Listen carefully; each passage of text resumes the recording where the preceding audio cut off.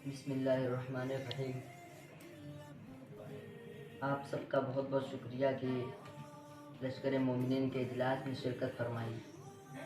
پچھلے اجلاس میں آپ لوگوں کی فرمائش پر حضرت طارق بن زیاد رحمۃ اللہ علیہ کی داستان بیان کی گئی تھی، تو کچھ ساتھیوں کی درخواست تھی کہ وہ خطبہ جو طارق بن زیاد رحمۃ اللہ علیہ نے بحر روم کو پار کر کے اپنے مجاہدین کے سامنے دیا تھا، وہ خطبہ ذرا تفصیل سے سنایا جائے۔ تو دوستوں، جب حضرت طارق بن زیاد رحمۃ اللہ علیہ نے 7,000 کی نفری سے اندلس پر حملہ کیا اور بحر روم کو پار کر کے جب اندلس کی زمین پر قدم رکھا تو انہوں نے پہلا حکم دیا کہ تمام کشتیوں کو آگ لگا دو۔ تو سارے سالار اور ماتحت سپاہی حضرت طارق بن زیاد رحمۃ اللہ علیہ کو دیکھنے لگے کہ امیر محترم، واپسی کے لیے کشتیاں ہونا بہت ضروری ہیں۔ ہم جن 4 جہازوں پر آئے ہیں اگر وہ جل گئے تو ہم واپس کیسے جائیں گے؟ تو انہوں نے فرمایا کہ ہم واپس جانے کے لیے آئے ہی نہیں، پیچھے سمندر ہے، آگے فوج ہے، اب فتح یا موت۔ پھر انہوں نے اپنے مجاہدین کے سامنے خطبہ دیا کہ اے جوان مردوں، اب پسپائی اور فرار کا کوئی ذریعہ نہیں۔ تمہارے سامنے دشمن اور پیچھے سمندر ہے، نہ ادھر بھاگ سکتے ہو نہ ادھر۔ جب اس کے سوا کوئی چارہ ہی نہیں تو صبر و ہمت اور استقلال سے کام لو۔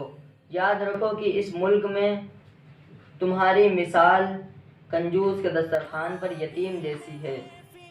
تمہاری ذرا سی بزدلی تمہارا نام و نشان مٹا دے گی۔ تمہارے دشمن کے پاس لشکر بہت زیادہ اور ہتھیار بھی بہت زیادہ ہے۔ دشمن کے پاس رسد کے حصول کے بہت ذریعے ہیں، تمہارے پاس کوئی ذریعہ نہیں ہے۔ اگر تم نے شجاعت سے کام نہ لیا تو تمہاری عزت مٹی میں مل جائے گی، تمہاری برتری مٹ جائے گی۔ اور اپنی جان و عزت کا تحفظ کرو اور دشمن کو گھٹنے ٹیکنے کے لیے مجبور کر دو، اس کی طاقت کو تباہ کر دو۔ میں تمہیں ایسی کسی چیز سے نہیں ڈرا رہا جس کے سامنے میں خود نہ جاؤں۔ میں تمہیں اسی جگہ پر لڑنے کے لیے نہیں اکسا رہا جہاں میں خود نہ لڑوں۔ میں تمہارے ساتھ ہوں۔ اگر تم ثابت قدم رہے تو اس ملک کی دولت اور عظمت تمہارے قدموں میں ہوگی۔ تم نے صعوبت برداشت کر لی تو اس ملک کی ہر شے کے مالک تم ہوں گے۔ امیر المؤمنین ولید بن عبد الملک نے اس کام کے لیے تم جیسے بہادروں کو منتخب کیا۔ اگر تم نے اس ملک کے شہسواروں کو مقابلے میں گرا دیا تو اللہ کا دین اور رسول اللہ صلی اللہ علیہ وسلم کے احکام یہاں بھی مقبول اور رواں دوا ہو جائیں گے۔ دل میں بٹھا لو کہ میں تمہیں جس طرف لے جا رہا ہوں اس طرف جانے والا پہلا شخص میں ہوں گا۔ لڑائی میں سب سے پہلے اٹھنے والی تلوار میری ہوگی، کسی اور کو اگر میں مارا جاؤں تو تم عقل و دانش والے ہو، کسی اور کو سپہ سالار بنا لینا، مگر اللہ کی راہ میں جانوں کی قربانی سے منہ نہ موڑنا اور یہ ملک فتح ہونے تک چین سے نہ بیٹھنا۔ بارک اللہ لنا ولکم فی القرآن العظیم۔